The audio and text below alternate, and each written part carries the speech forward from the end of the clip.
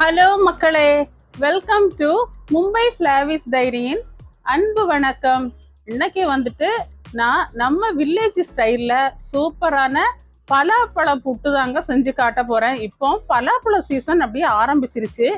இந்த சீசனில் தான் வந்துட்டு நம்ம வந்துட்டு விதவிதமாக பலாப்பழ டிஷ்ஷஸ் எல்லாம் செஞ்சு சாப்பிட முடியாதாங்க. சக்கப்பழம் சரி ஈஸியாக வந்துட்டு நம்ம கிராமத்து நறுமணத்தோட பலாப்பழம் புட்டு ஈஸியா செஞ்சு காட்ட போறேன்.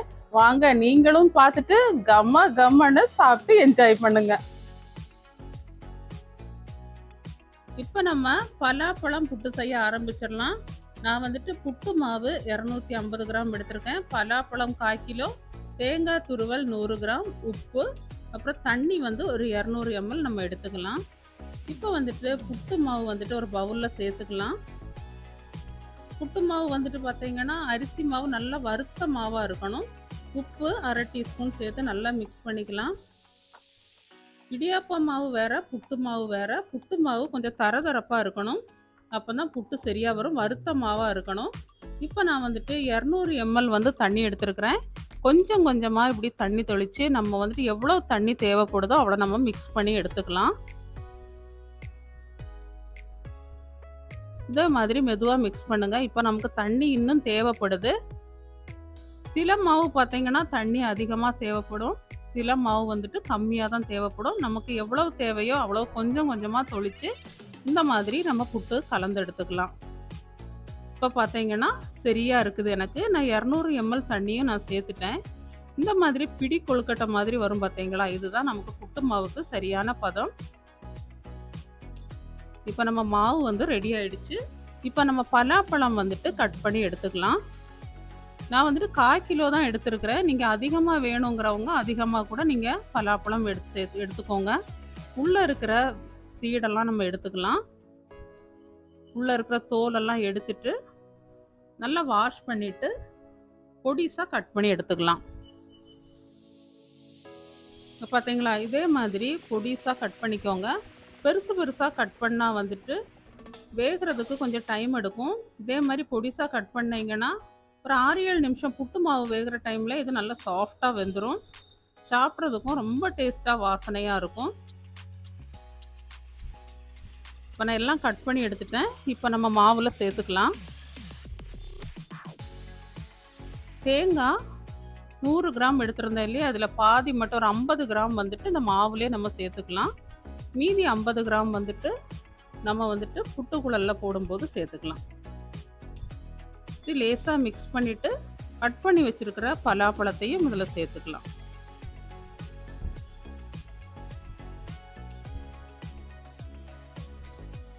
இப்படி மெதுவாக கையால் வந்துட்டு மிக்ஸ் பண்ணி எடுத்துக்கோங்க. ரொம்ப ப்ரெஷர் கொடுக்க வேண்டாம், லைட்டாக இப்படி மிக்ஸ் பண்ணி எடுத்துக்கோங்க. இப்போ நம்ம மாவு ரெடி ஆகிடுச்சு. இப்போ நம்ம புட்டு குடத்தில் போய் வச்சிடலாம். இப்போ பாருங்கள், இந்த புட்டு குடத்தில் வந்துட்டு இந்த லைன் இருக்குது பார்த்தீங்களா, அந்த லைன் வரைக்கும் மட்டும் தண்ணி ஊற்றினா போதும்.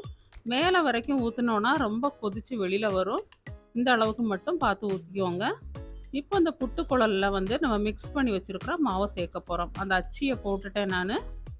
இப்போ இதில் தேங்காய் துருவல் போட்டுக்கலாம். நிறைய தேங்காய் எங்களுக்கு வேண்டாம், பிடிக்காது அப்படின்னு நினைக்கிறவங்க கொஞ்சமாக தேங்காய் சேர்த்துக்கோங்க. இப்போ நம்ம கலந்து வச்சுருக்கிற புட்டு மாவு சேர்த்துக்கலாம். தேங்காய் அதிகமாக சாப்பிட்றதுனால உடம்புக்கு நல்லது தான், ஃபேட்டெல்லாம் ஆகாது. அதனால் பயப்படாதீங்க. எப்போமாவது ஒரு நாள் சாப்பிட்றது நல்ல டேஸ்ட்டாக சாப்பிட்றதுல தப்பு இல்லை.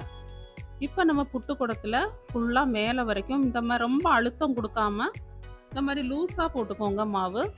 மேலே கொஞ்சமாக தேங்காய் துருவல் போட்டுக்கோங்க. விருப்பம் இல்லாதவங்க போட வேண்டாம் மேலே. இப்போ நம்ம புட்டு குடத்தில் வச்சிடலாம். மேலே இந்த மூடி போட்டு மூடி இப்படி வச்சிட வேண்டியதான். ஒரு 7 நிமிஷம் மட்டும் வெந்தாலே நம்ம புட்டு வந்து ரெடி ஆயிரும். இப்போல்லாம் அப்படி ஸ்டீம் வர ஆரம்பிச்சிருங்க. இப்போ நம்ம இன்னொரு மெத்தடு பண்ணலாம். இப்போ சீக்கிரமாக வேணும் அப்படின்னு நினைக்கிறவங்க இட்லி பாத்திரத்தில் ஒரு பாதி அளவுக்கு தண்ணி விட்டுட்டு இப்படி இட்லி தட்டில் வச்சுருங்க. மீதம் இருக்கிற தேங்காய் துருவலை அப்படியே போட்டுட்டு நம்ம கலந்து வச்சுருக்கிற புட்டு மாவு சேர்த்துக்கலாம்.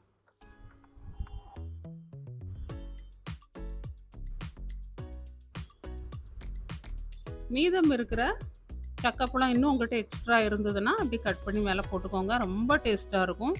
இப்போ 8 நிமிஷம் ஆயிடுச்சு. ஆஹா! கம கமன்னு நல்லா வெந்துருச்சுங்க. அப்படியே இந்த பலாப்பழம் வந்துட்டு அப்படியே சாஃப்ட்டா வெந்துருச்சு. நம்ம புட்டு குடத்துல வச்சிருந்த புட்டும் வெந்துருச்சு. இப்ப அந்த புட்டு வந்துட்டு ஒரு சின்ன சப்பாத்தி கம்பு வந்து இருந்ததுன்னா, அப்படி பின்னாடி வந்துட்டு அப்படியே மெதுவா அப்படியே ஒரு அழுத்தம் குடுத்து, இப்படி தள்ளி விட்டுட்டீங்கன்னா, இப்படி சூப்பரா வந்துருங்க நம்ம புட்டு. இங்க பாருங்க. கம்ம கம்மன்னு. ஆஹா! அடிபொலி.